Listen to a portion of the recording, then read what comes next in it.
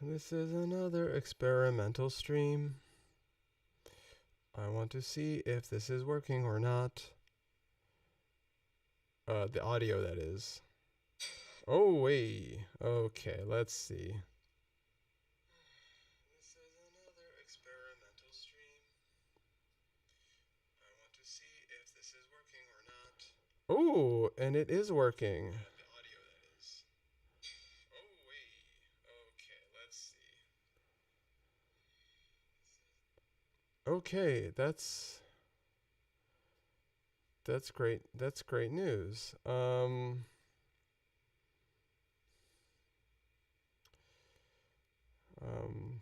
I am posting on Twitter.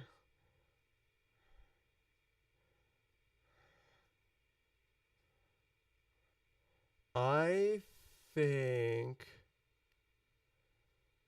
I have a theory.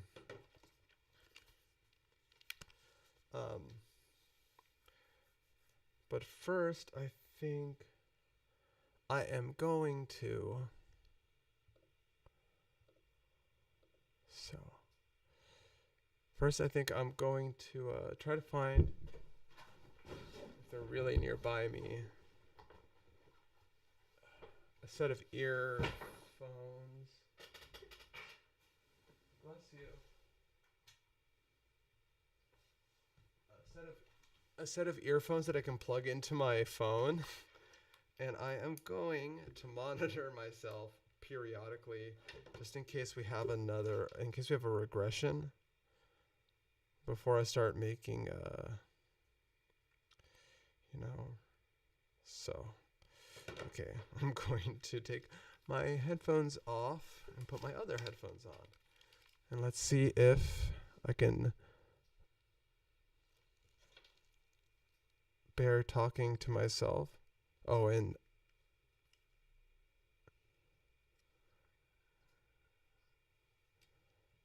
let's see.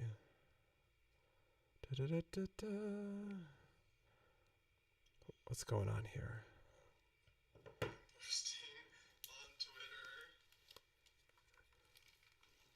Okay, so I have a theory. So every once in a while you might hear a weird echo of myself as I open this up on YouTube. So I kind of feel, so when I started my, well, actually, let's see what happens after I open up. Okay, so I have a theory. So every once in a while you might hear a weird echo of myself as let's see. As I open this up on YouTube. So I kind of feel, so when you, wait, why is this showing? Well, actually, let's see what happens after I open up. Okay, so I have a theory. So every once in a while you might hear a weird echo of myself as I. No, that's fine, but why is it focused on OBS? It seems to have forgotten. Oh man. What a mess. Let's see. Display capture. The real display. Okay. No. We want to capture the del. Awesome. This is definitely content that you want to see.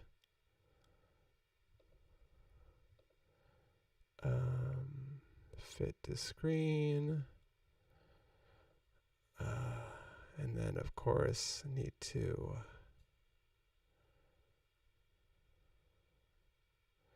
get myself in there. Display, not image. Video capture? Yeah, it must be video capture. Yes. Let's see. Preset.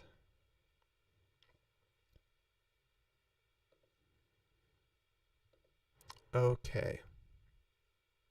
Oh well, that's quite large. Oh boy.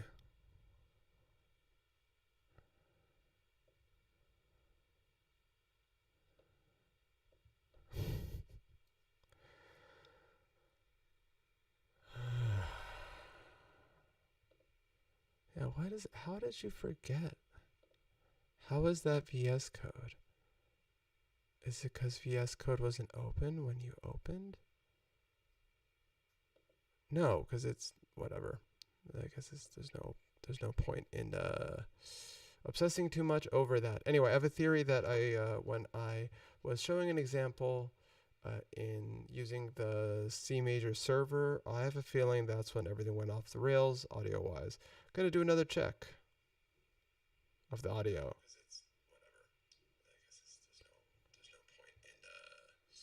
Obsessing too much over that. Anyway, I have a theory that when I was showing an example in using the Cmajor server, I have a feeling that's when everything went off the rails. Okay, so I'm somewhat confident this is going to continue working. So let's get the show on the road. I'm just going to show you where I'm at after many false starts. I was messing around with making a basic clipper. I want it to be stereo. I want to have control over the input gain, the clipping threshold, and also the output gain. And I'm doing it in Cmajor. It's newly open sourced language for making audio applications. So, oh my goodness, I'm gonna get all right. I am going to find that patch and drag and drop it from my file system. All right.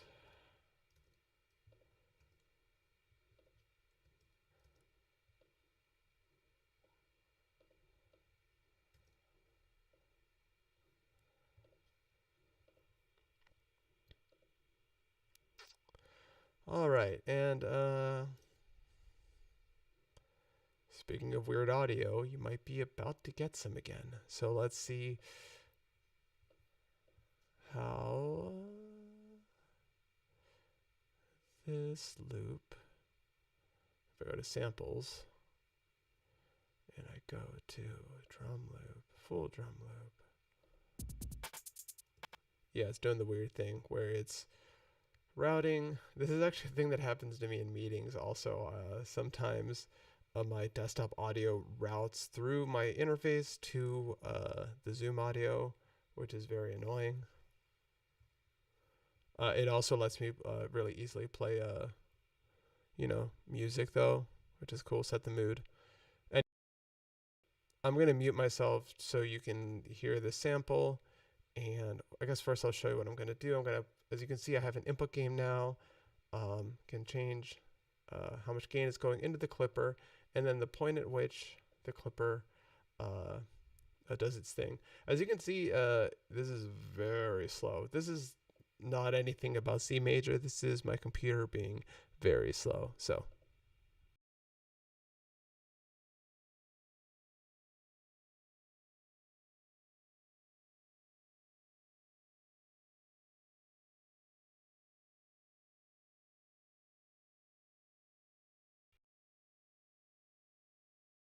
I'm not quite sure why I'm not hearing anything. So, probably because maybe that was why. Anyway.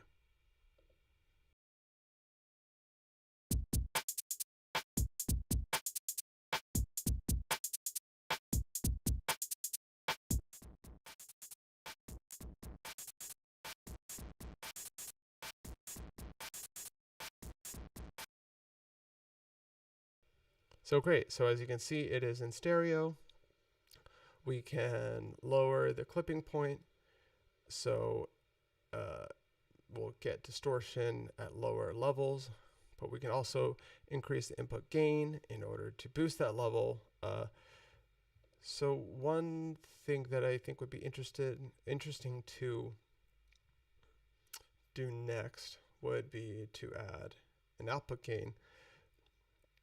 And it'll allow me to show one of the things that I think is interesting and also super useful in terms of prototyping.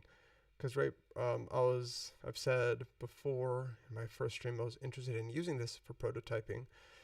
And one reason I was interested in that was the ability to very easily see your changes when you make them. You can hot reload, so I can keep this up and I can make changes to this patch, and they'll be reflected in here right away without restarting live, rebuilding the plugin or the patch, which is fantastic. But also, it's really easy to get a basic UI going, basically for free, which again also makes prototyping super easy. So let's add an applicant, right? So, and this is going to be super easy. This is basically going to be a copy paste job, right? Because we already have a gain, and actually, we should rename this to input gain. I wonder how. You know what? I'm not going to try to rename symbol.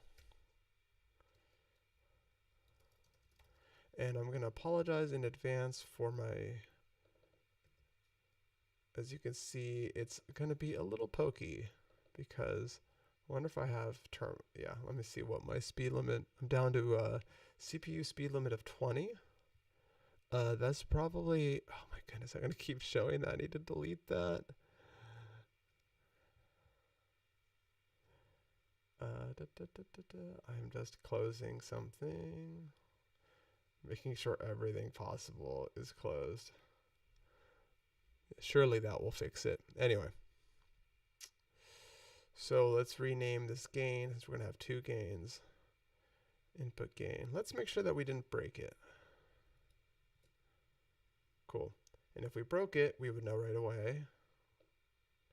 Right, so let's... Which is super cool.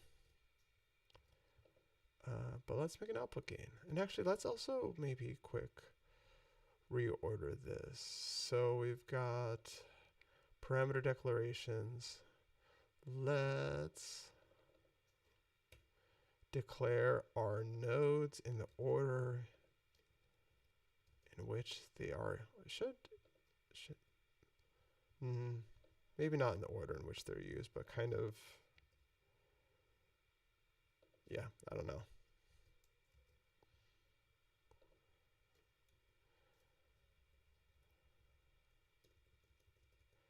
Okay, so this is the standard, it refers to the standard library of Cmajor. As you can see, it comes with a smoothed game, which is really cool. So I'm just going to go ahead and write output gain. Nice. And do a little more copy pasta.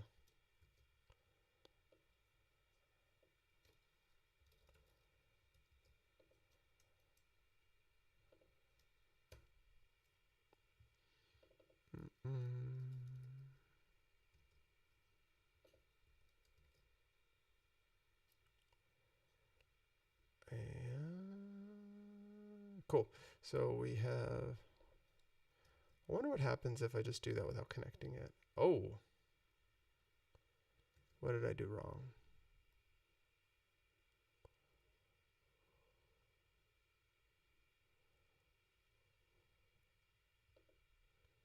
Actually, I'm not totally sure what I did. Oh. The name volume. Oh, yes. This is something that I ran into earlier. So, as you can see, we have these two different processors. They both have the same parameter name. And this is in the previous canceled stream because of the weirdness. I was talking about how there like still some edginess, of course, to the language. So one thing that is was challenging for me here is the fact that I would expect this to work right here, because I think about, like, I guess in like C++, right? Input gain is referring to this object, and then the dot operator, or the dot is used to then refer to the volume symbol, the volume member of that object. So in C++, these are two unique entities. Whereas clearly in C major, without doing anything else, these are two different things. Or sorry, they're referring to the same thing and therefore they conflict.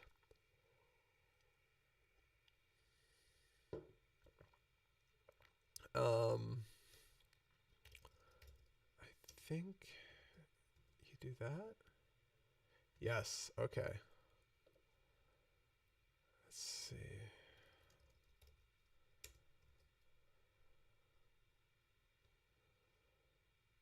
And then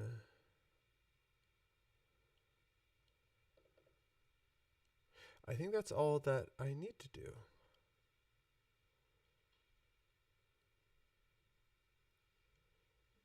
Yeah, cool. So I have to explicitly give a name to each of these.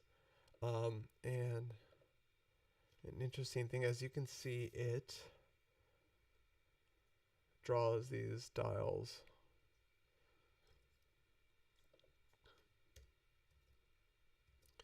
in the order of declaration. So let's have them display in the order of the processing we want to do. Okay. So to review what's happening here, we'll ignore that for now.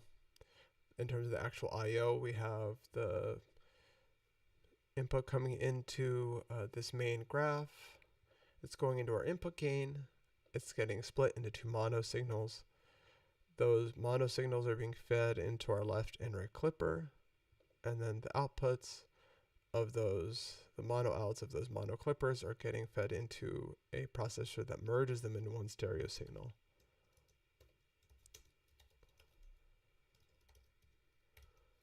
And now we're going to add some output gain.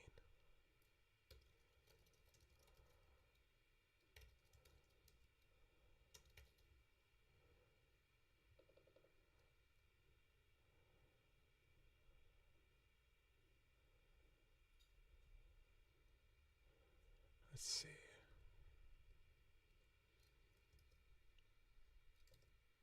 Uh-oh. Yeah, what did I do? Oh, I was a bit asleep at the wheel.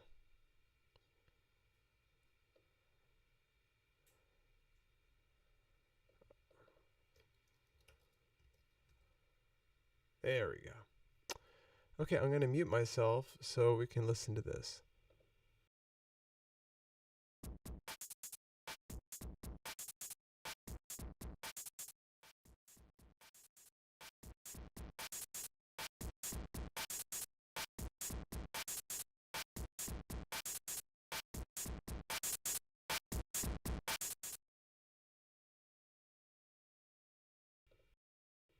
Oh, now you can hear me. Cool. So all in all, this experience has left me wanting to experiment more, because as you know, I actually haven't learned a new language in a while, right? So there's always going to be there's always going to be pain points, right? Even though it's taken me longer to get to this point. Well, has it taken me? Yeah, it's definitely taken me longer, because sometimes it does feel frustrating to feel like you need to spend several hours writing something like this when it's supposed to be simpler.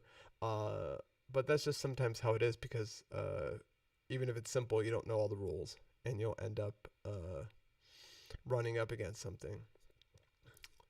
But the fact that so much of it is done for you makes me feel like I could just start messing around really quickly. As you can see, what I didn't really talk about yet is the parameter stuff. I ended up doing that while I was on vacation, because I just wanted to try to get it to work, and I was on the Discord asking a bunch of questions, which I don't know if I mentioned. a lot of this is thanks to the help of people on the audio programmer Discord in the Cmajor channel, who provided me with these solutions of, if you want to process a stereo signal this way, i.e., accepting stereo input into the main processor and emitting stereo output, but then writing processors that don't care about, or at least that are mono. It does care about, I guess, the size, the how many channels, because it's like it only accepts mono. You're gonna have to write these processors that explicitly split and merge the audio streams, because the thing that you would tend to do, which is, address the stream by iterate over the channels or something like that and manipulate samples that way, doesn't totally work. So, thanks to Gemins on the Discord, and also Cesar, who I think is on the Cmajor team, and also Ollie Larkin, of course. But yeah, so I ended up figuring out how to make a stereo processor, and then I ended up just going ahead and implementing parameters, which was, aside from the weirdness you just saw, super easy to do. It's super cool. It feels, I think one of the things that is intimidating about trying to start writing things and writing effects in C++ is that since C++ is a general purpose language, of course, there's no guidance exactly as to how you're supposed to design these processors.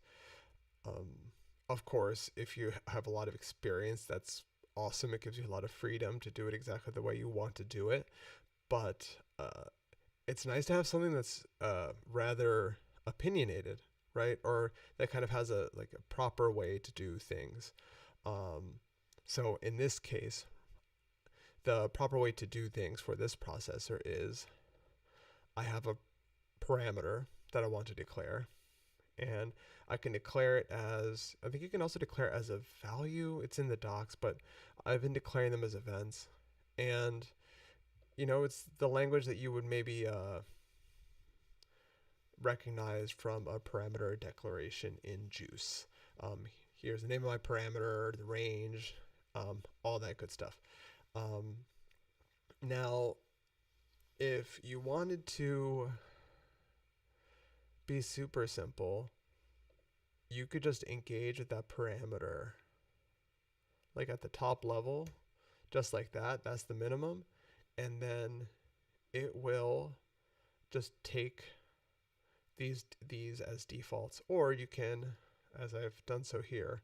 Actually, I'm not sure what the behavior is like. I'm not sure if this overrides this, if this is actually expressing some kind of invariance, i.e.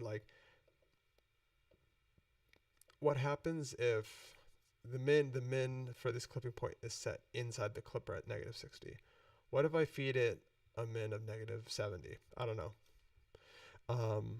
But yeah, so you declare that, and then in the case that the parameter change event requires any kind of extra calculation, so that would be, in this case it is because I want to expose the clipping point, the clipping threshold in decibels, but I want to do the processing obviously in the linear domain, so whenever we get a clipping threshold event, I just convert it to gain.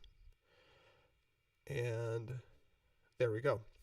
But also, if you had a filter or something like that and you manipulated the cutoff, then you have to trigger a function that's going to that's going to calculate all the coefficients. And it's fantastic that there is simply a way to do it that you're kind of supposed to do.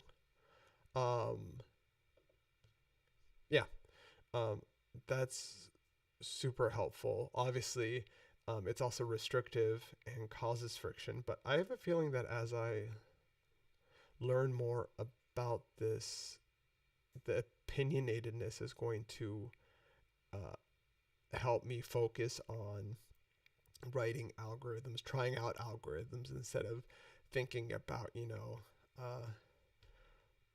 what's the best way to do parameter. Anyway, so yeah, you just declare the parameter. Um, you and you could also I think I could even there's a way to even directly just use the value without processing it via an event, which is also nice.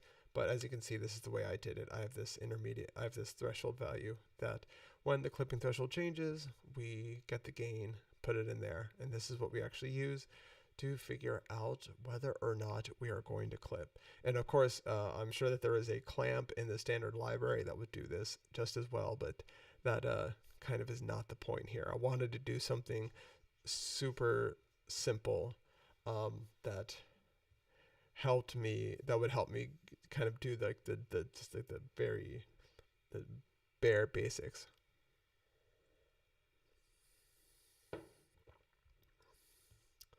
But now that that's going, like, what's next? Well, that's a lot of stuff. Okay. And I was I was kind of going to try. Well, we can maybe start trying this tonight.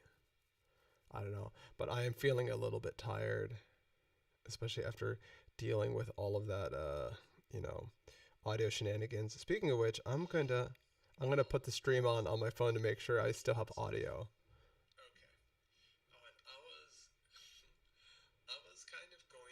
Okay, cool. Yes, still have correct audio.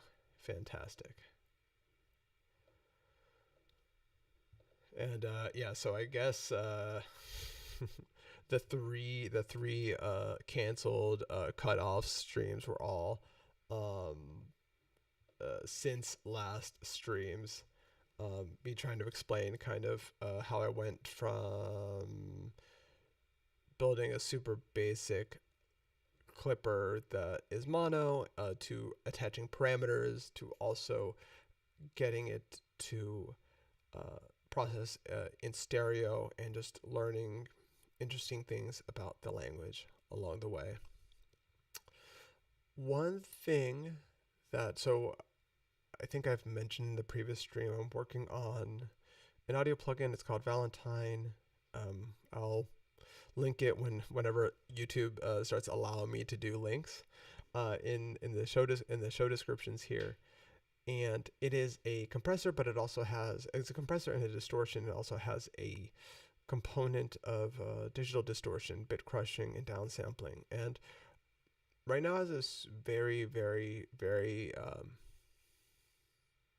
naive way of downsampling. So what is downsampling?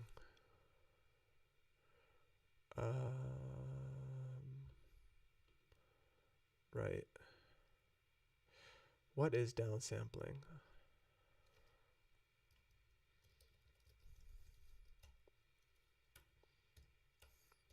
I am going to chicken out because I don't have anything I haven't prepared anything about talking about sampling theory or anything like that. And if you're watching this, you probably already know. So I'm gonna go right to the why downsampling resampling is hard for me.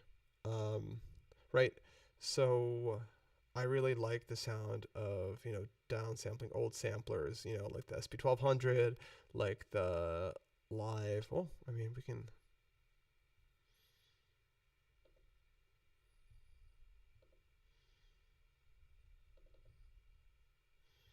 All right, gonna mute myself.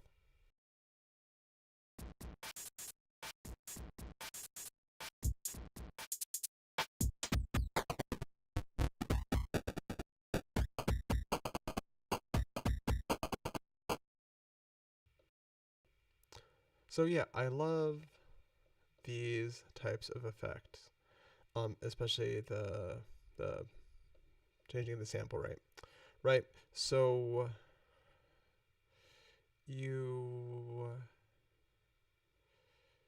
let's see, how do I do this without diagrams?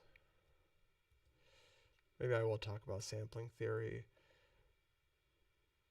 And I didn't mean to close live, but whatever. So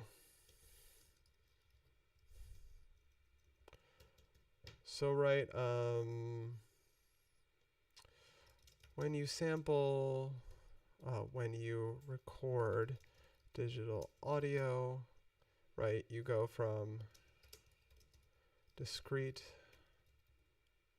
is that correct? No, to discrete, from continuous to discrete time. You know, you can't I guess you're digitizing a signal. The way that the digital to analog to digital conversion works is that, you know, you take little snapshots of an audio signal.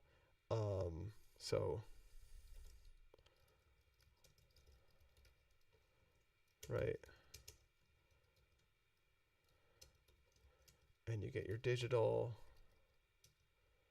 signal, and that's samples. And the way it does that is essentially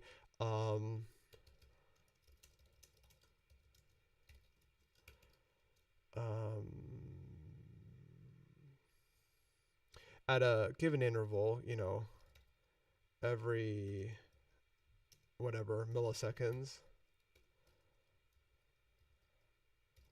And this is, you know, this is a very, very rough and ready, every n time, right?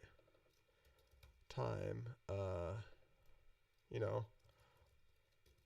what is the signal level, you know, basically, you know. So,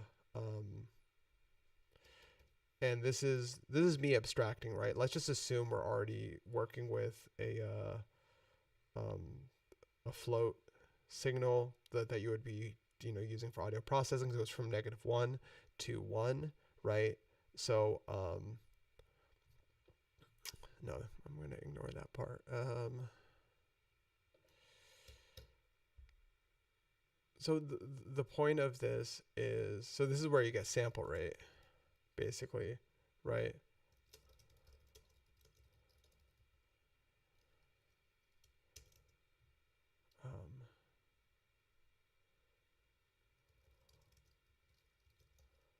Right.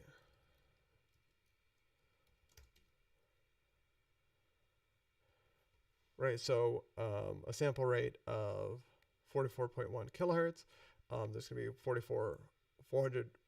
44,100 samples for each second. And the thing about that, and I'm not going to explain why this is basically, it's called the Nyquist-Shannon theorem.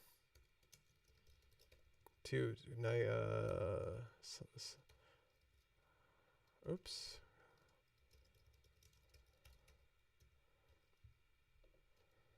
Right. So 44.1 is our sample rate. And the important thing that you need to know with regard to that sample rate, right, is that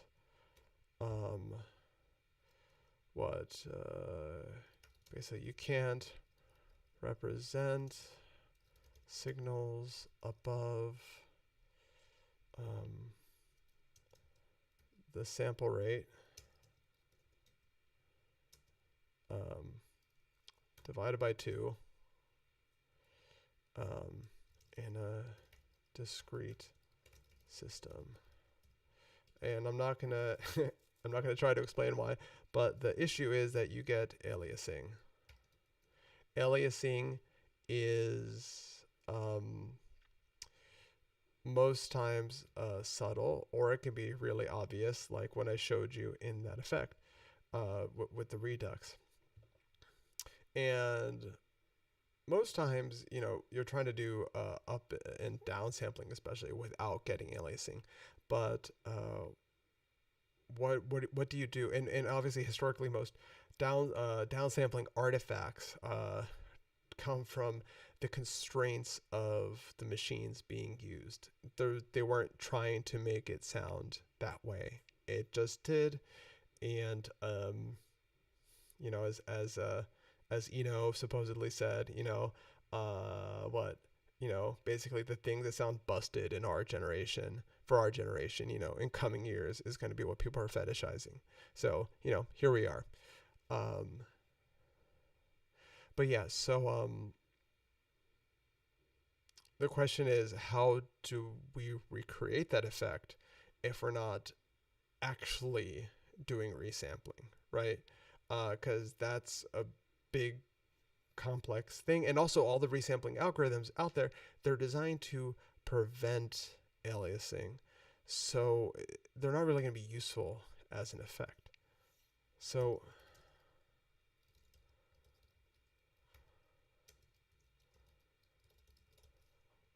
what I implemented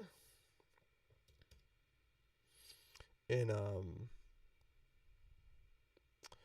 Valentine is based on basically decimation, right? So you have a downsample rate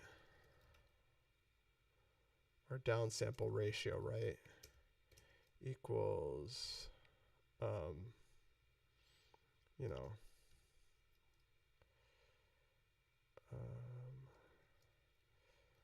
fs into, let's say, fs prime, right?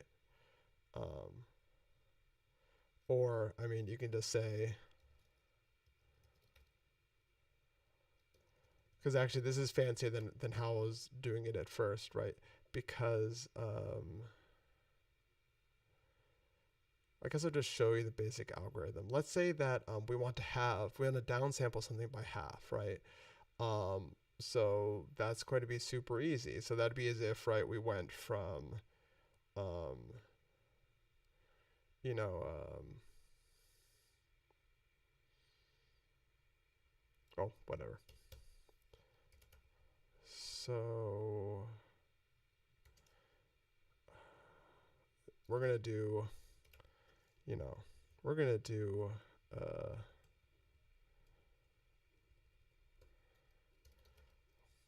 some fake C++ for float, or no,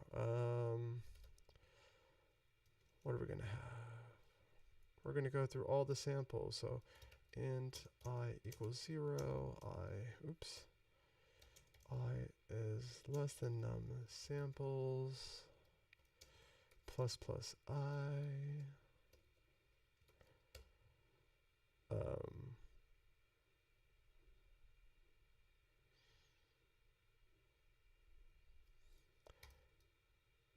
if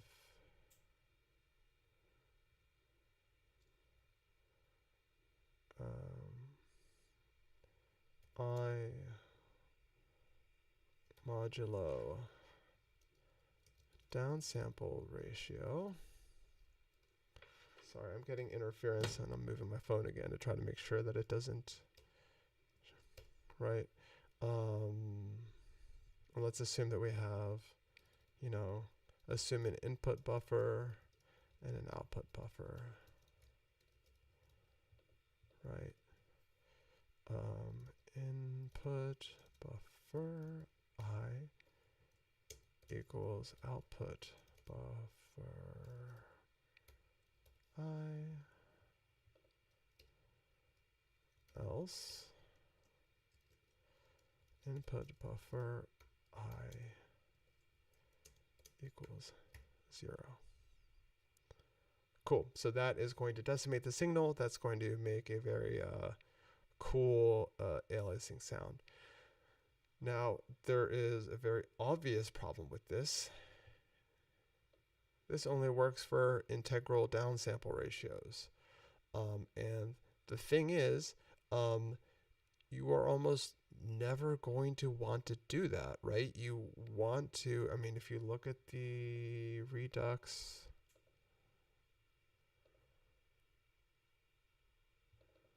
or any other, you know, downsampling type thing, you can vary it.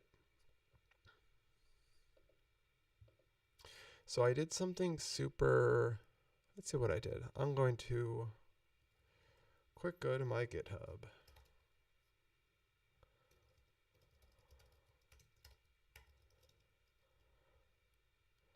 Da, da, da, da, da.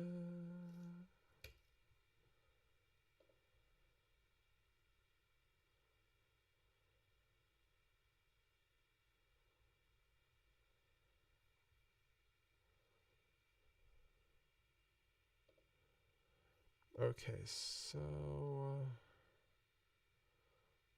where are you gonna be? I think it's in here. Here. Yes.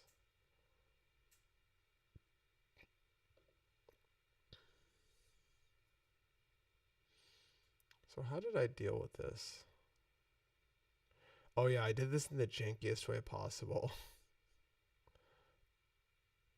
I don't know what the actual result of this is. Or you know, how do I put it? Like I haven't like plotted what I'm actually doing here. So in order to do that, I basically just linearly interpolate between the results of two different downsampling operations. As you can see, yes, we have this downsampling coefficient that is the parameter that has to get set externally, and we figure out the fractional part of it for when it is a fraction, which it, you know, will almost always be. And then we get and actually I did a zero order hold, which is slightly different. That is, a zero order hold is something like you know, so let's this is some you know, state of the actual processor, right?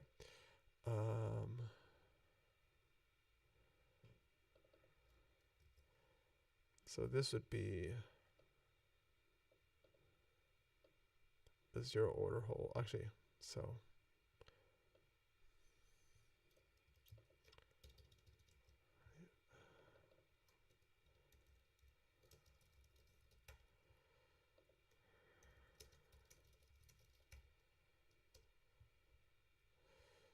and that would be, we have this last sample, or current, let's call it current sample, right? And what we're going to do is same basic thing where for every nth sample, we're going to reset the current sample to the output, to the, hold on. Oh, hold on.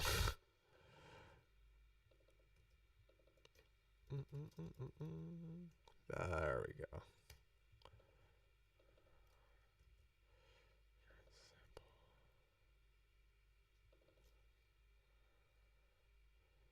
So now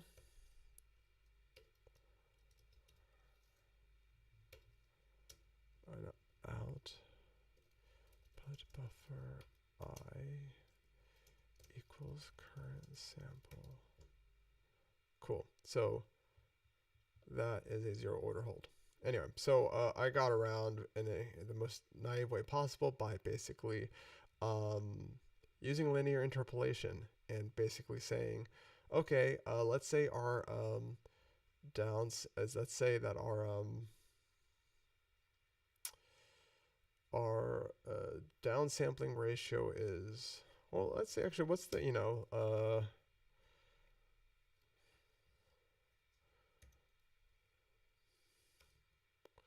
right, let's say our downsampling ratio is 44 to 41 or something like that, and or sorry, 48 to 44, and so the the coefficient is going to be 1.09 or something like that, right? So I'm going to get a sample, assuming a downsampling coefficient of, I'm not sure if I did this right. I almost definitely did not do this right. Interesting. No, I didn't. I called this a zero order. Whatever. This isn't what I'm doing. I'm doing something more like this. Either way, I'm getting the sample at 1 for a downsampling coefficient of 1, which I guess is like every sample. And then I'm getting one for a downsample coefficient of 2, and then I'm kind of getting somewhere in between the two and mixing them together. Wait, let me take a quick break.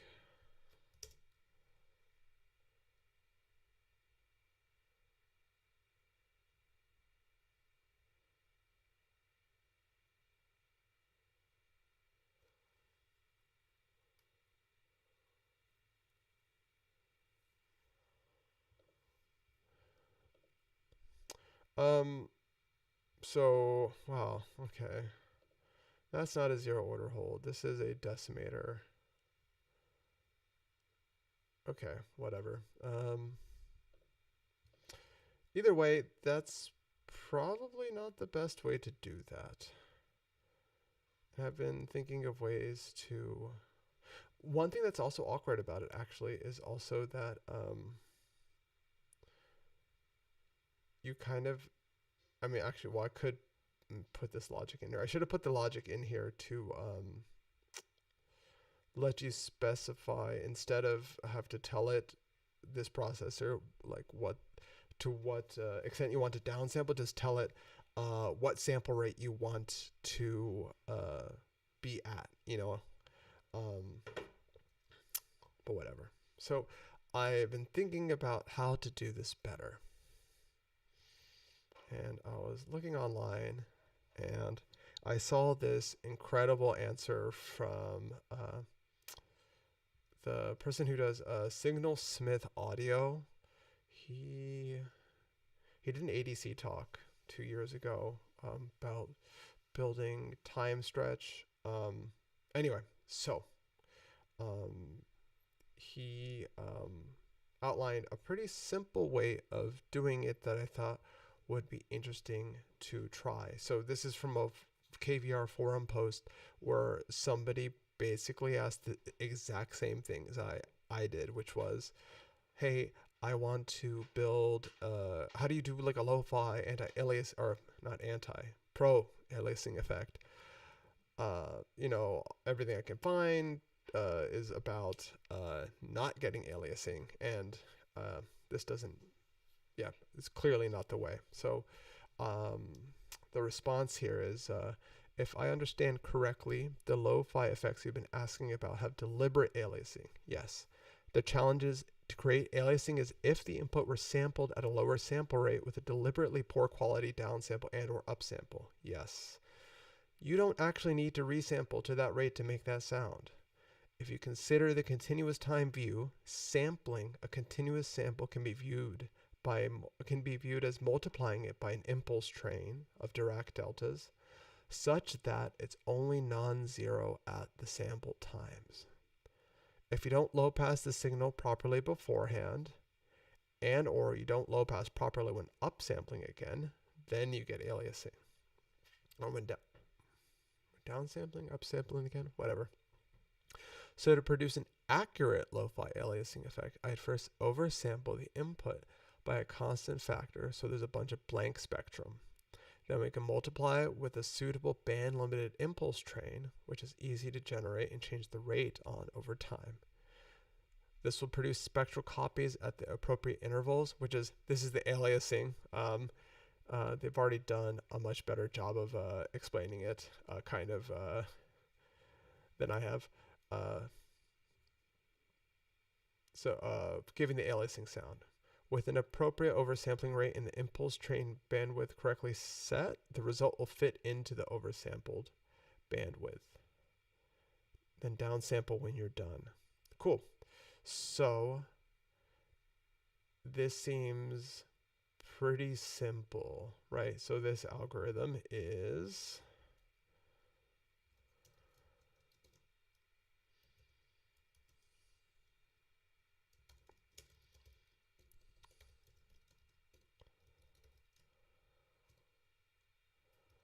right, upsample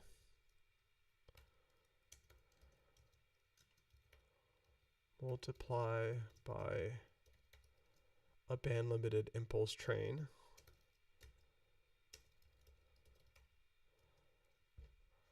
cool. And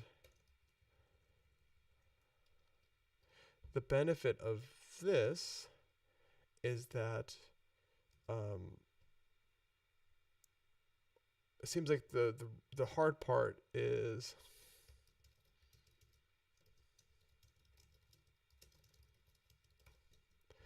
making this a band limited impulse train. Thankfully, there is a I don't know if it's a classic paper. I guess everything from CCRMA is classic. A somewhat, well, more or less straightforward way of maybe not creating a resource efficient, but creating this band limited impulse train. This is a really interesting paper, and it's available for free on CCRMA's site. It observes basically that you can have as a starting point for an analog, or sorry, for a digital waveform, you can make a Dirac impulse train, i.e.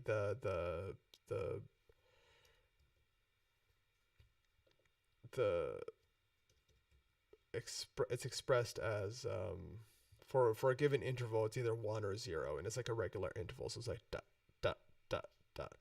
And you know what, I'm not going to try to explain it because this is not my strong point, and this is the reason I work on the more software development side and not the DSP side.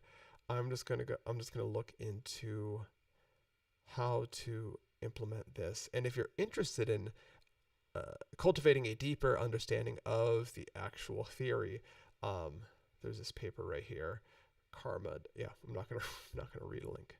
Anyway, so what I want to do is right, because as you can see, this is already these are already going to be taken care of by Cmajor. Actually, one really cool thing. I mean, I would maybe. No, that's probably not worth trying tonight, just because I don't think it would really make a dramatic audible result. But being able to upsample and downsample for processing is built into the Cmajor language, which is super cool, right? So these are solved for us. Multiplication is, actually, let's write the algorithm, right? So let's write this part right now, or at least the sketch of it, right? So, right, downsample, float, input, float, output. There's going to be some state involved, of course. Let's assume that we have a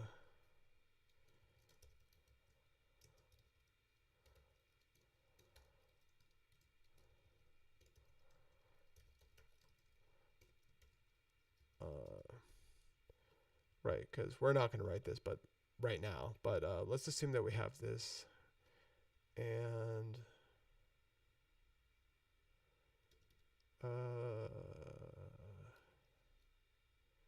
so it would work something like this. You would specify the sample rate that you want the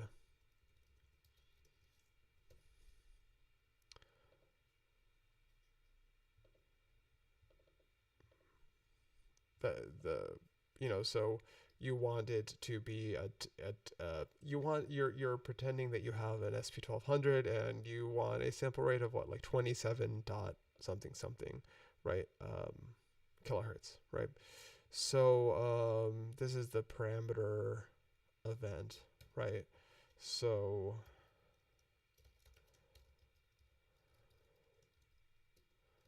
set frequency, new sample rate. Cool. Awesome.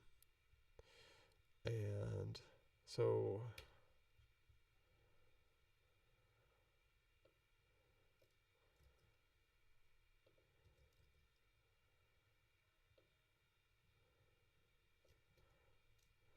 this is going to be super simple, right?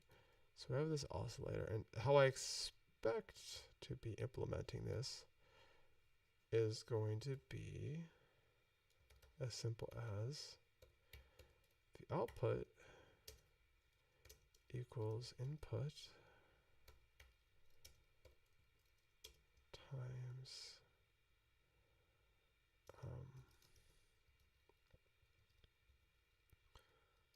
I don't know.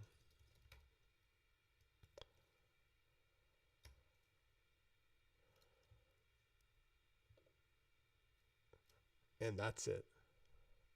Very cool. But of course, the challenge is going to be, how do you actually make this band limited impulse train? So, and how do you test that you've got it correctly? So I'm gonna generally I'm gonna start this on the next stream. What I want to do is I want to implement use the formulas shown in this CCRMA paper to implement a band limited impulse train. I'm going to test it. I mean, because really, technically, should probably write this in Python and then plot it and at least eyeball it to be like, oh, okay, that looks like a band limited impulse train, right? Right, because you, hold on, I'm gonna get a picture.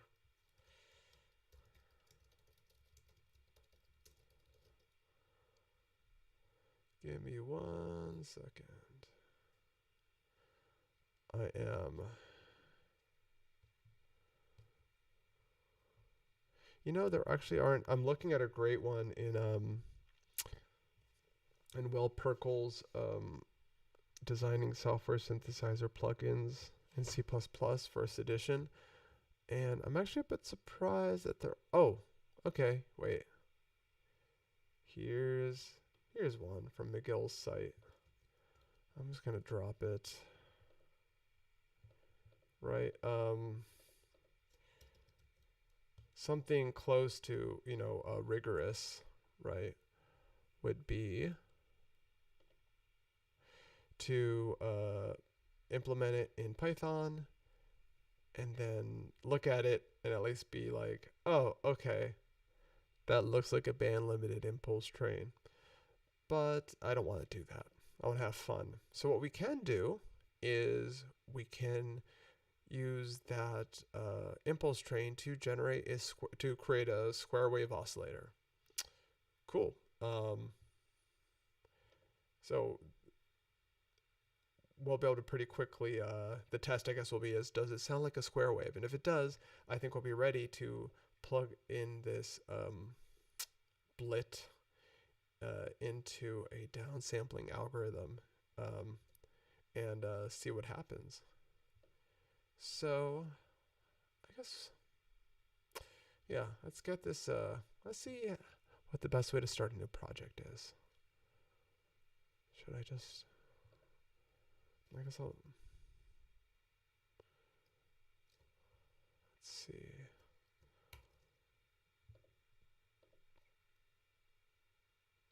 Oh, that's the README for GitHub.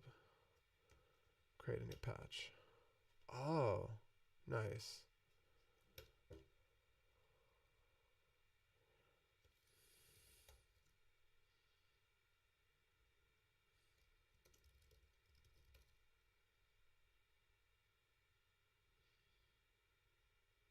Let's just call it blit. No, sorry. And yeah, for now this will be a generator. Let's see, did it put it? Oh, interesting. Okay, let me put this in a folder.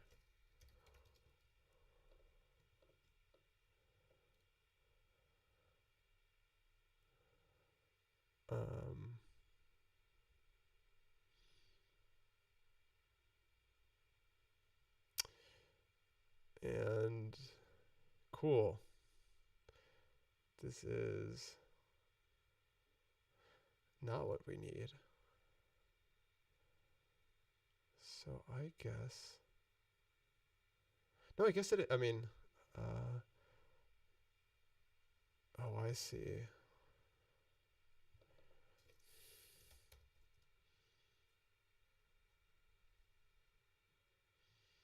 I'm just obviously overthinking.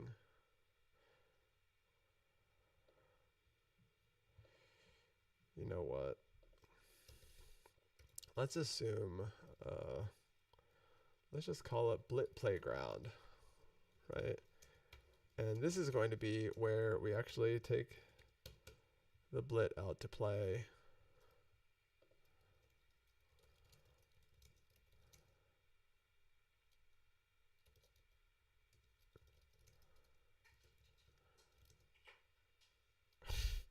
Whoops. Oh, interesting. Oh, okay, because it's a input stream float in. Cool. Output stream float out. Right, so the first thing we're going to do is no, I guess that's the first thing we're going to do is try out an oscillator. Right, because this is, are we calling it a generator right now? We are calling it a generator right now. We're not going to make this the main one because we're going to test, right, first making a square wave. But, right, so this is eventually, though, for first iteration, right, we're going to have a frequency parameter and we're going to then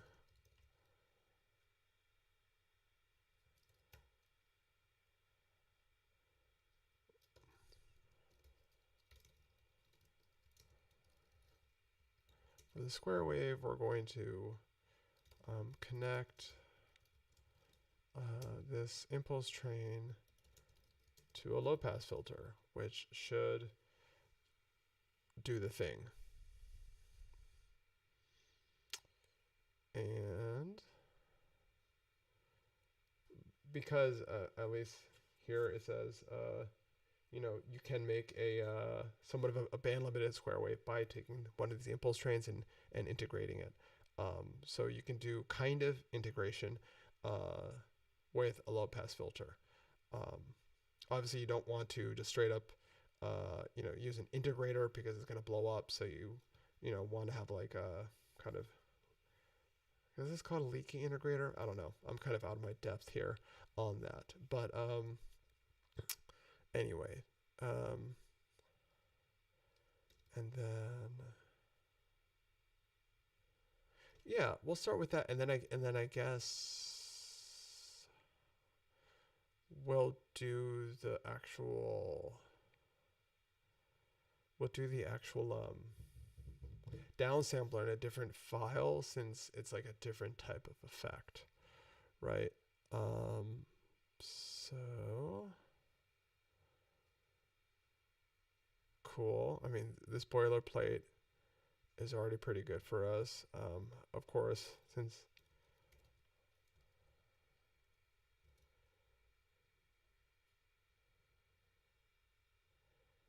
and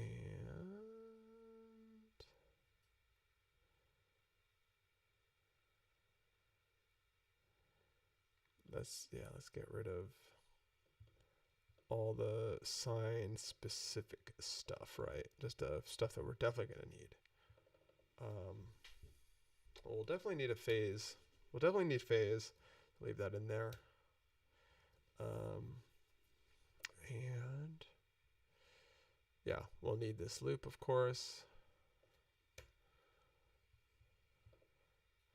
So what kind of functions are we going to need for this processor, right? I think we're going to need at least 3.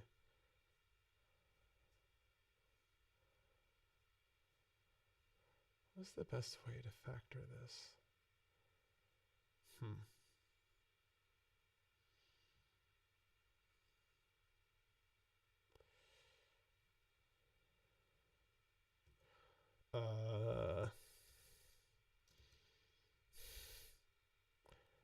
Well, we're going to need M.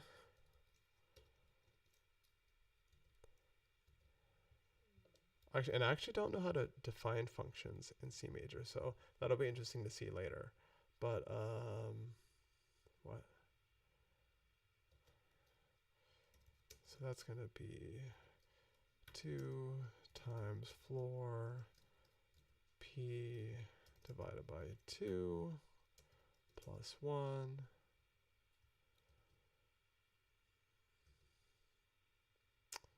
What is P? P is the sampling interval. So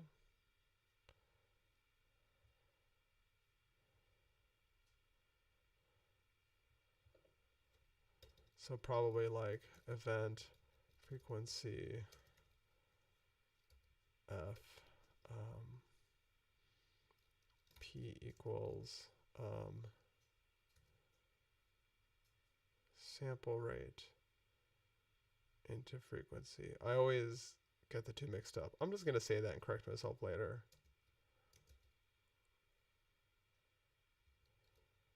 Basically the sampling period, right? I mean, that's why it's P. Yes.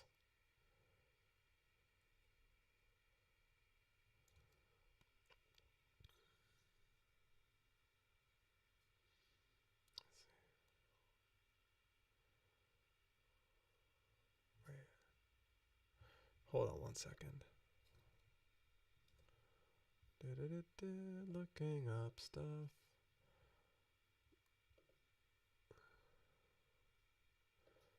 Looking up stuff off screen.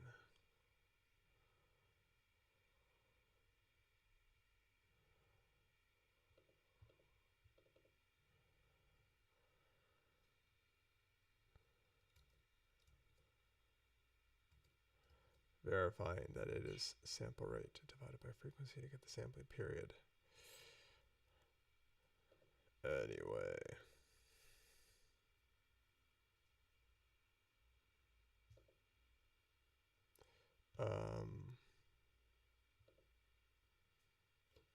So float P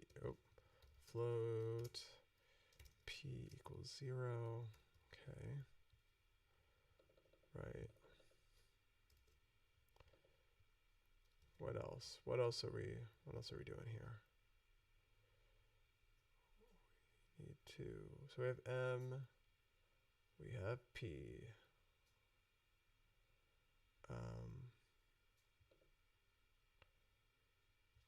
So M equals our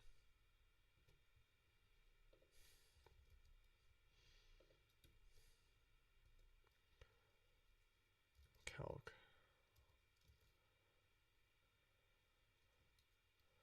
Right, the period has changed, so we have to recalculate M.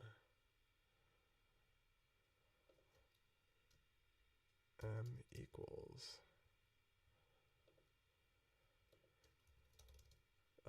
That's probably wrong. Yeah, I'm doing you know, basically pseudocode right now, right? So M must always be odd. Why? It's in the paper. Just going to take it on faith. And then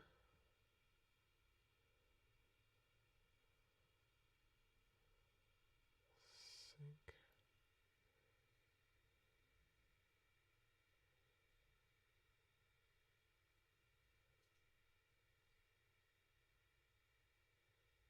Well, I guess we can also actually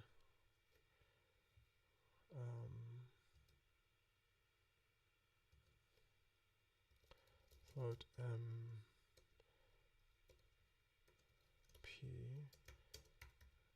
0, and also these probably have dots, whatever.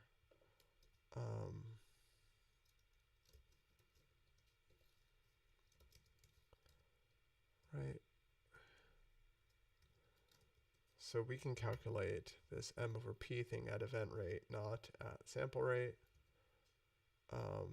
We actually probably, well, for clarity, but these actually probably don't need to be members. So, but we can leave them there.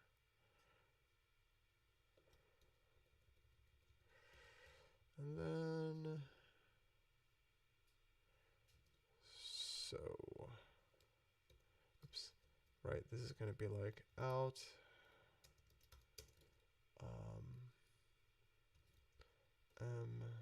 MP times sync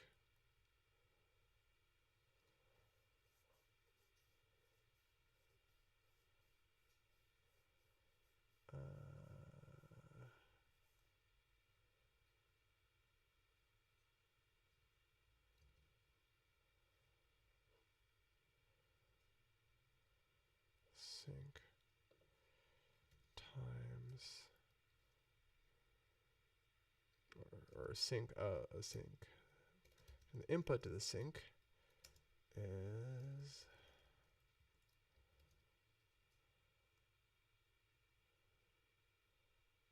okay.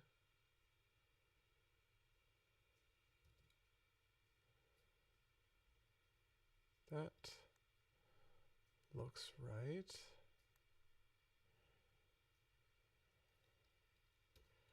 Phase dot increment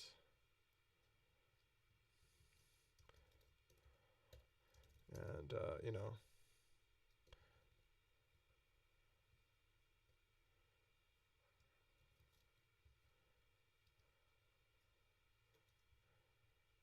there's probably, I wonder if actually Cmajor has a phase counting object. Oh, I have not been showing my screen. I'm so sorry.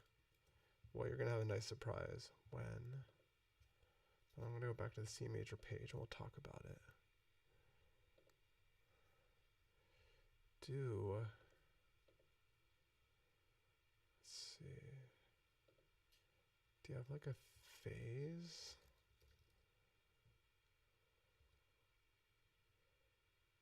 Yes. Nice. Well, wait. Do you have something to represent?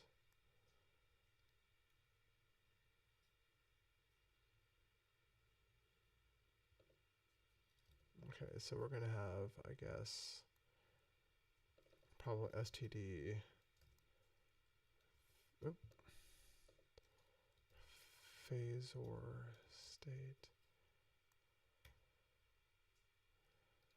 Phase. And of course, when we change this frequency, we also need to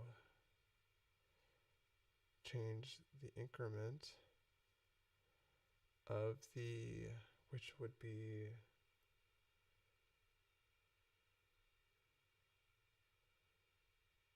hold on.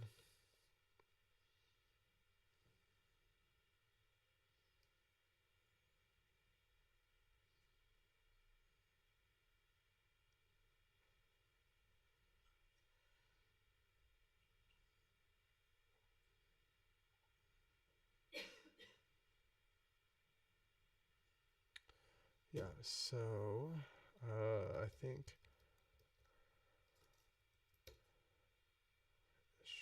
should be, I think this is how they like things. F into Fs, right? So let's go back to,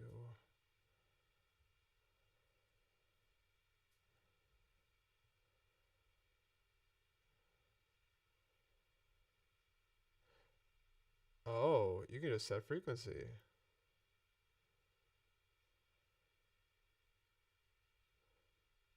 Wait, I'm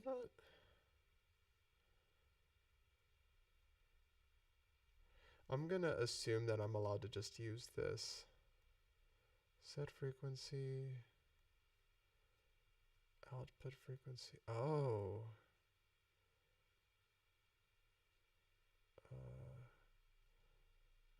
So I think it's going to be something like phase dot set frequency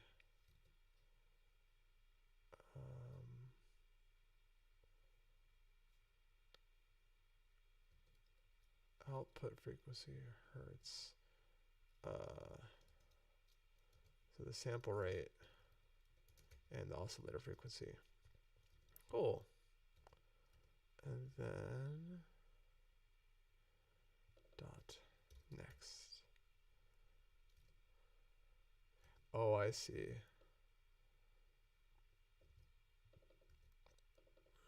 So this is like a getter that also has a side effect of incrementing it.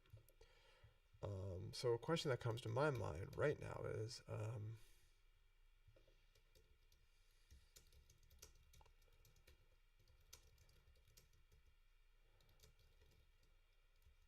how do we get the system sample rate? I don't know.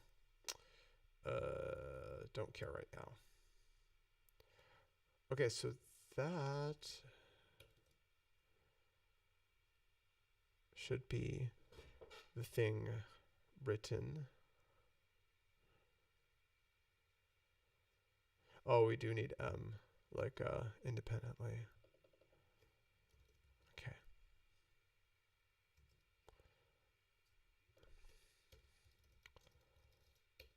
And then we're going to, unless, wait a second. I haven't even, do you have a sync? Okay, no. That was probably asking for too much.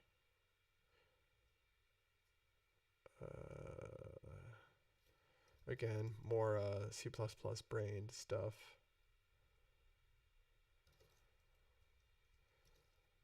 Float x, return sign pi times x divided by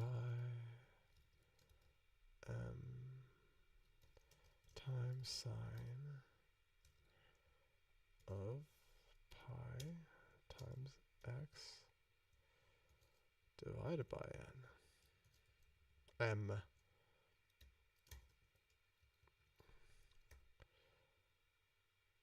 Cool. Now the issue here is, so this will get us close, but we have an issue because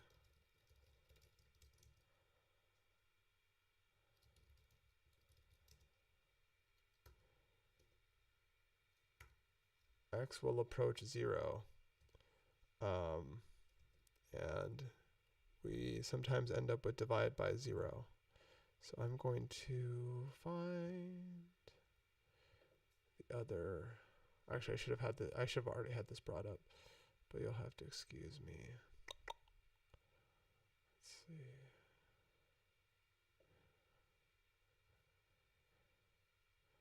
Yes, and this is the McGill paper that I actually got that picture of the band limit impulse frame train from. Ah, here we go. L'Hopital's rule can be used to evaluate the limit of the sinc function as its denominator approaches a value of 0, resulting in this. So,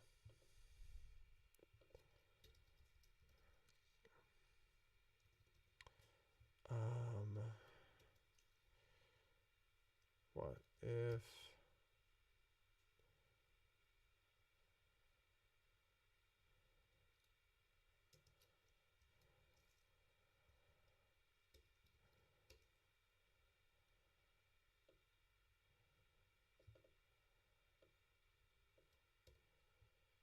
what is the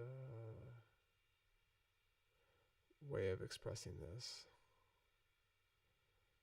I think it's like if, oh yeah, if x is less than,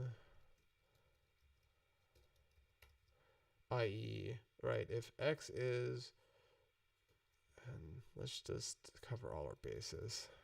If the absolute value of x is smaller than the smallest difference between two floats in this system, which that'll be interesting. I mean, we could just say, point, we could just pick a small number.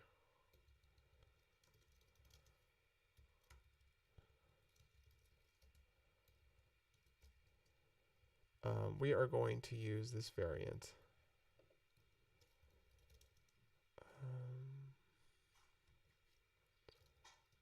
Cosine pi times x into cosine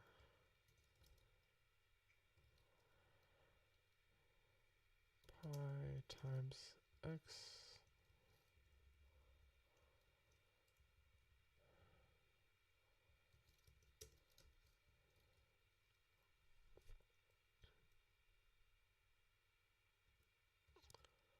Cool. So this should generate our impulse train. And then the way we would test it, right, is we would declare a node blit equals blit node filter equals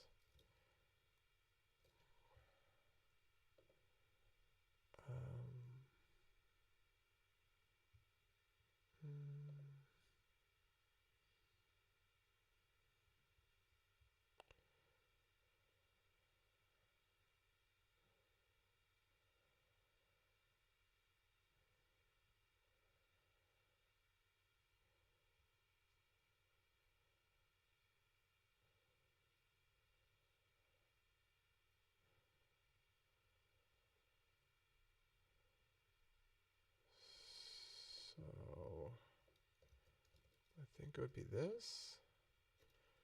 May have to give it a parameter like that. And then we would write connection blit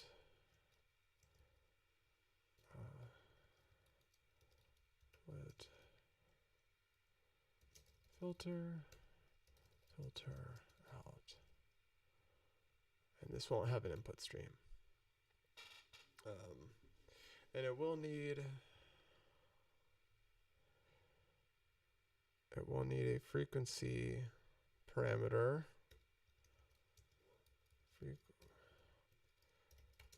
Frequency parameter. And it's going to need a low pass. I don't know. And we'll see to what extent this actually works. I think it should just work if you feed an impulse train into a low pass filter. Feel free to correct me if that is incorrect. Sorry, I'm just checking this. I still haven't figured out. Oh, nice. Yeah, I'm still, figuring these things out. So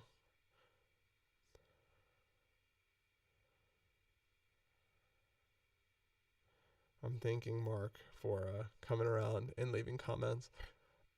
Yeah, hopefully the next stream is a bit smoother. I need to do a bit of thinking about how to do audio correctly.